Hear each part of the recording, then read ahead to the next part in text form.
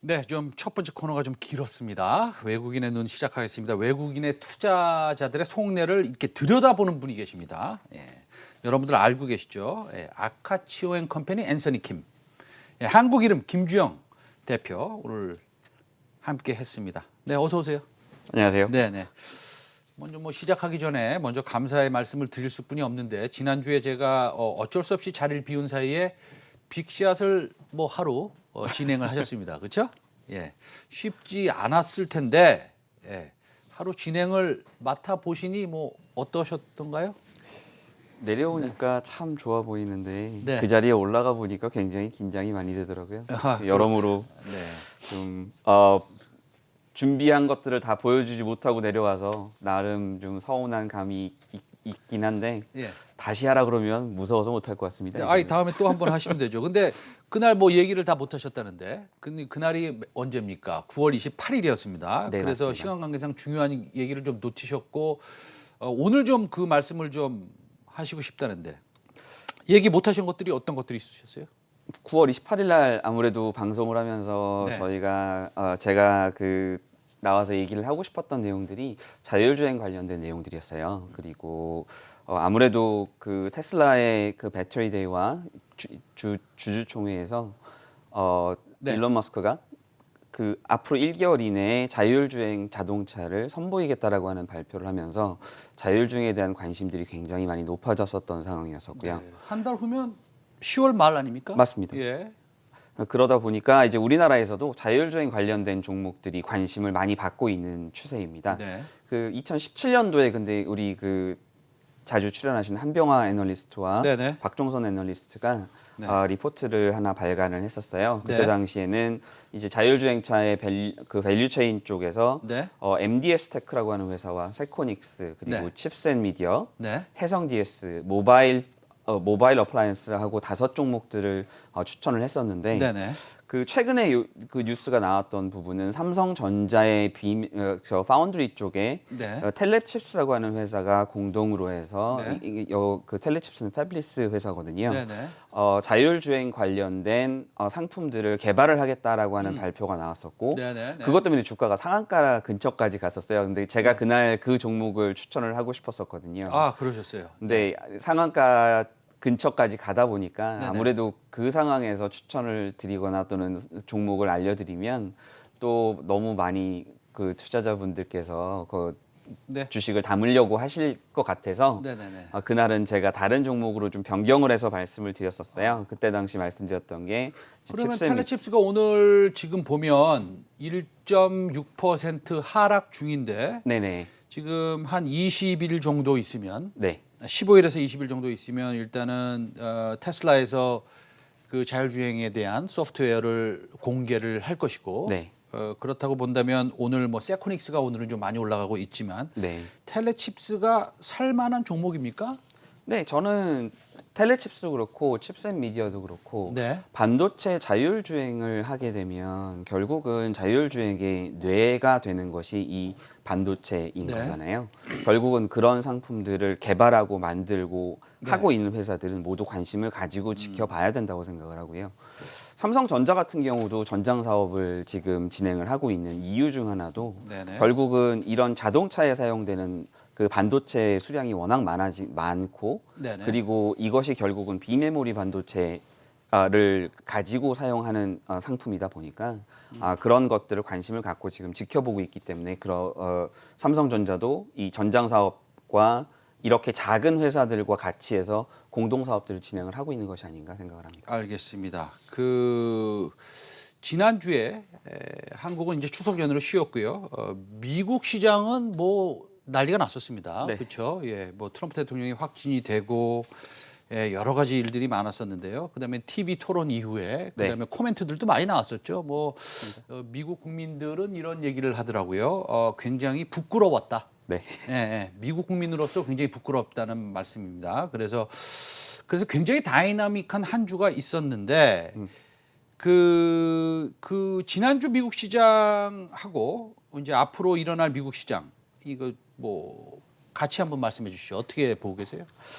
참 다이나믹한 미국 시장이었는데 결국은 실적들이 이제 나오기 시작하면서 미국 투자자들도 실적 위주의 거래를 좀 많이 하고 있었는데요. 네. 이 앵커님도 아시다시피 10월 달이 좀 가장 변동성이 큰 달이잖아요. 네네. 그 투자자들이 아무래도 올해 그 수익을 확정 짓는 달이다 보니까 실적은 잘 나오는데 주가는 밀리는 아이러니한 반응들이 굉장히 많았었어요. 테슬라가 실적 13만 9천 대 3분기에 그 자동차를 납품을 했는데 네. 그럼에도 불구하고 5% 가까이 밀렸었고요. 마이크론 같은 경우도 실적이 나쁘지 않았었고 내년 가이던스 같은 경우도 굉장히 좋았었는데도 불구하고 주가가 밀리는 모습을 보였었거든요. 네. 그리고 금요일 같은 경우는 트럼프 대통령의 코로나 바이러스 감염 관련돼서 주가가 결국은 나스닥이 2% 가까이 빠지는 그런 현상들을 보였는데 또 오늘 말씀하신 대로 트럼프가 퇴원을 하고 그리고 제 4차 추경에 대한 합의가 어느 정도 이뤄지고 있다라고 하는 모습을 보이면서 결국은 시장은 다시 2% 이상 반등을 해버렸거든요. 네. 앞으로는 제 생각에는 계속적으로 이런 변동성은 굉장히 큰 시장이 될 것 같습니다. 네, 알겠습니다. 지난주하고요. 네, 오늘까지 보면은 우리가 굉장히 중요하게 생각하는 미국의 10년물 국고채 금리, 네, 그다음에 2년물 국고채 금리의 차를 보면 굉장히 지금 확대가 돼 있습니다. 우리 그 앤토니 킴도 잘 아시겠지만 1년 전에는 그게 역전된 적도 있지 않습니까? 맞습니다. 예. 그리고 지금 현재 보면 2년물뿐만 아니라 10년물도 채권 금리가 지금 우상향하고 있습니다. 지금 뭐 화면에도 나오네요. 10년물도 지금 어저께 0.78을 찍었고 11%나 상승했고요. 물론 뭐 저 상승한 퍼센티지는 조금 애매합니다. 그렇죠? 조금만 올라가면 저렇게 표시가 될 수 있으니까. 그렇죠. 그러나 어쨌든 간에 지금 우리가 쉽게 산수를 해도요. 다시 한번 저 화면을 보여주시면요.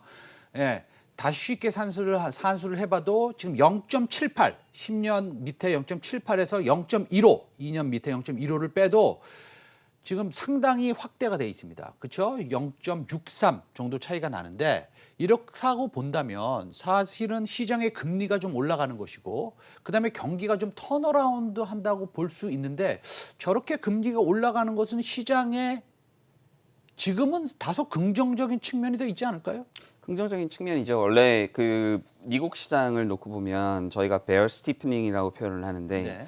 그 단기물의 금리가 올라가고 장기물의 금리가 빠지면서 금리 차가 금리 곡선이 원래는 우상향을 해야 되는데 네. 옆으로 눕게 되거든요. 네, 네. 그러면 이제 결국은 베어 마켓이 왔다라고 얘기를 하는데 네. 결국은 2년물과 10년물이 저렇게 많이 벌어졌다라고 하는 네. 얘기는 향후 성장성에 대해서 긍정적으로 바라보는 시장의 뷰가 많다라고 하는 부분을 반영하는 내용들이기 때문에 앵커님 말씀하신 대로 시장이 어느 정도 바닥은 좀 다지고 그 최악의 상황은 지나가고 있는 것이 아닌가.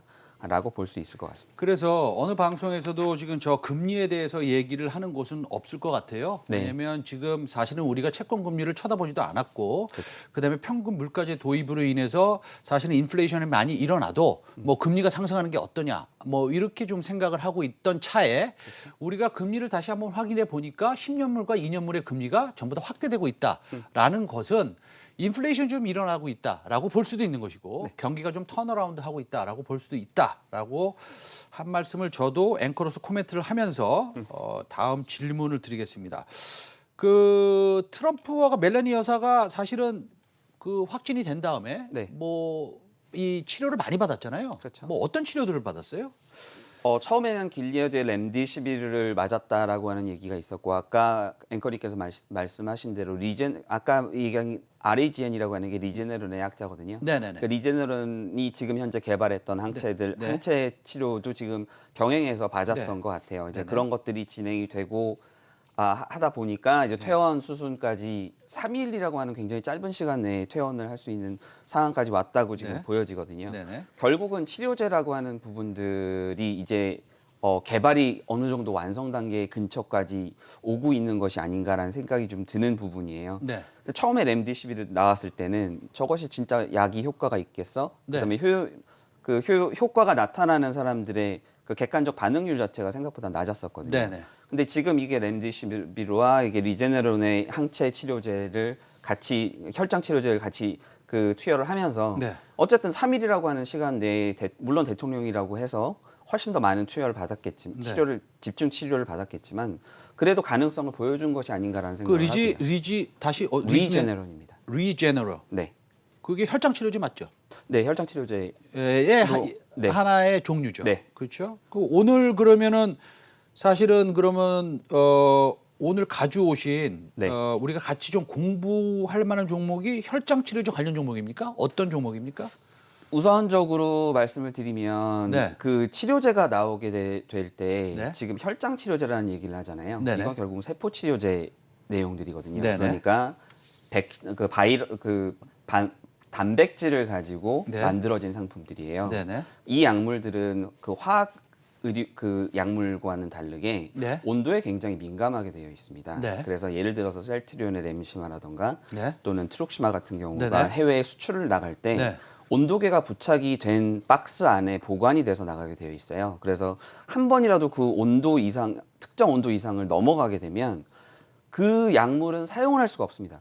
아, 그러니까 셀트리온 같은 경우에도 렘시마나 네. 툭시마가 수출이 될 때 그 네. 박스에 이제 온도계가 박스가 아니라 냉장고겠네요. 그렇죠? 냉장고입니다. 냉장고에 온도계가 부착돼 있고 네. 그 온도계를 이렇게 살펴보다가 어느 한순간 온도계가 이상 뭐로 네. 올라간다라고 봤을 땐 전부 다 폐기 처분해야 된다. 네, 그게 기록이 다 남도록 되어 있어서 아, 예. 그것을 가지고 온도가 어떻게 변했는지를 확인하고 네네. 그 다음에 수령을 하도록 되어 있습니다. 그러면은 요번에 그 인플루엔자 백신 있지 네. 않습니까? 독감 백신이 사실은 상온 노출이 된 거. 네, 그것도 사실은 냉장고에 있어야 되는 것을 바깥에 보관한 겁니까? 어떻게 된 겁니까? 그 굉장히 큰 이슈라고 그 의료계에서는 받아들이고 있고요. 네. 왜냐하면 이게 어떻게 변질이 될지를 모르는 상황에서 네네. 백신을 투여를 했을 때 네. 인체 내에서 어떤 반응을 보일지를 모르거든요. 그렇기 때문에 그 부분들을 조심해야 되는 부분들이었는데 네. 우리나라에서 조금 이 부분은 놓쳤던 것 같고요.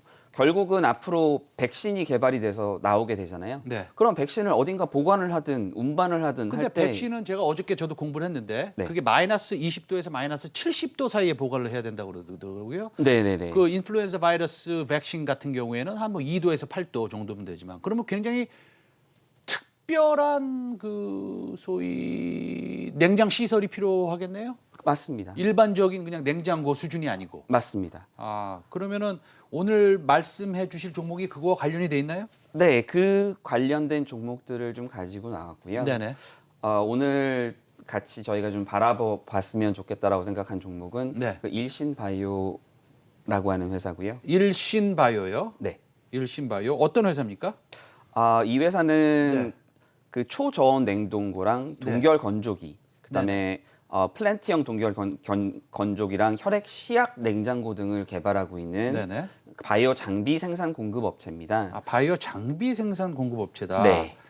그 예를 들어서 그러면은 일신바이오에서 냉장고가 사실은 전 전 병원으로 보급이 돼야지 앞으로 뭐 3천만 도수든 1억 도수든 우리가 해외에서 수입을 하든 간에 네.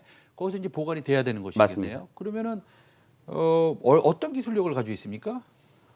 어떤 기술력이라고 한다면 조금 뭐 어려운 허가라든지 부분인데 뭐, 예. 얘네들이 이 회사가 지금 아주 그 관심을 가지고 보셔야 된다고 말씀드리는 거는 네. 한국에서 신기술 인증 마크가 NEP라고 하는 마크가 있습니다. 네네. 그 NEP 마크를 지금 획득을 했고요. 네네.